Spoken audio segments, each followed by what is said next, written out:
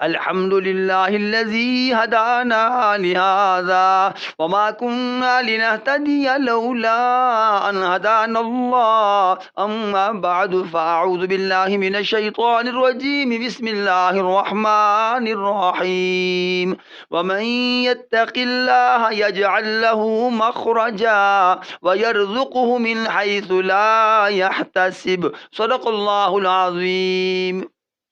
آج کے اس مادیت پرست دور میں ہر انسان رزق کے حوالے سے پریشان ہے، دکھی ہے، اور وہ کئی مسائل کا شکار ہے۔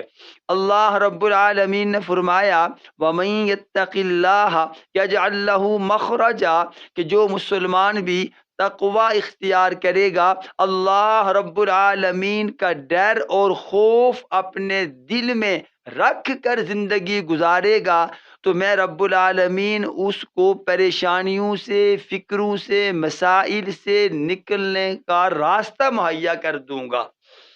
تقوی کی ایک تعریف ہے گناہ کبیرہ سے بچنا ہی بچنا ہے، گناہ صغیرہ سے بھی بچنا۔ حضرت عمر رضی اللہ تعالی عنہ نے فرمایا کہ تقوی یوں سمجھیے کہ آپ راستہ طے کر رہے ہیں اور راستے کی دونوں جانب خاردار کانٹے دار جھاڑیاں ہیں، ان سے اپنے دامن کو، کپڑوں کو بچاتے ہوئے گزر جانا، کپڑوں کو بچا کر گزر جانا، یہ تقوی ہے۔ گویا دنیاوی زندگی گناہوں سے بچا کر اس زندگی کو نیکی میں لاتے ہوئے گزارنا، یہ تقوی ہے۔ اور اس تقوی کی بنیاد پر پہلا انعام یہ ملے گا کہ تمام پریشانیاں دور ہو جائیں گی۔ دوسرا فائدہ وَيَرْزُقُهُ مِنْ حَيْثُ لَا يَحْتَسِبُ، اللہ فرماتے ہیں کہ تم متقی بنو تو صحیح، میں رب العالمین تمہیں ان وسائل سے، ان جگہوں سے، ان لوگوں سے رزق پہنچاؤں گا جہاں تک تمہارا وہم و گمان بھی نہیں ہوگا۔ اور متقی بننے کا، نیک بننے کا تیسرا فائدہ وَمَن يَتَّقِ اللَّهَ يُكَفِّرْ عَنْهُ سَيِّئَاتِهِ، اللہ فرماتے ہیں کہ میں رب العالمین تمہارے صغیرہ گناہوں کو تمہارے نام اعمال سے مٹا دوں گا اگر تم نیک بنو گے۔ وَيُعْظِمْ لَهُ أَجْرًا، اور میں تمہارے عمل کے اجر کو کئی گنا بڑھا دوں گا۔ یہ تقوی اختیار کرنے کا چوتھا فائدہ ہوگا۔ اور دوسرے مقام پر اللہ فرماتے ہیں وَلَوْ أَنَّ أَهْلَ الْقُرَىٰ آمَنُوا وَاتَّقَوْا لَفَتَحْنَا عَلَيْهِمْ بَرَكَاتٍ مِّنَ السَّمَاءِ وَالْأَرْضِ، کہ اگر یہ بستیوں والے ایمان لانے کے بعد نیک اعمال کریں، متقی بن جائیں، تو میں رب العالمین ان کے لیے آسمانوں سے برکات کے دروازے کھول دوں گا۔ یہ اللہ کا وعدہ ہے۔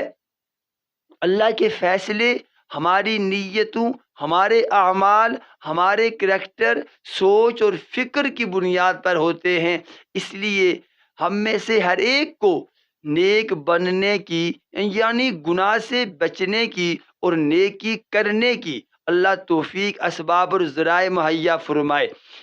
سورہ نوح میں جو اللہ رب العالمین نے فرمایا استغفار کا فائدہ، یا قوم استغفروا ربکم انہ کان غفارا یرسل السماء علیکم مدرارا ویمددکم باموال وبنین ویجعل لکم جنات ویجعل لکم انہارا، کہ قوم جب توبہ کرتی ہے، استغفار کرتی ہے، یعنی گناہ سے نفرت، نیکی سے محبت کرتی ہے، اور قوم جب آئندہ وہ گناہ نہ کرنے کا ارادہ کرتی ہے، گناہ کے ماحول سے بچتی ہے، تو اللہ فرماتے ہیں کہ میں ان کو، شادی شدوں کو تو بیٹے دوں گا، اور میں ان کو باغات دوں گا، رزق دوں گا۔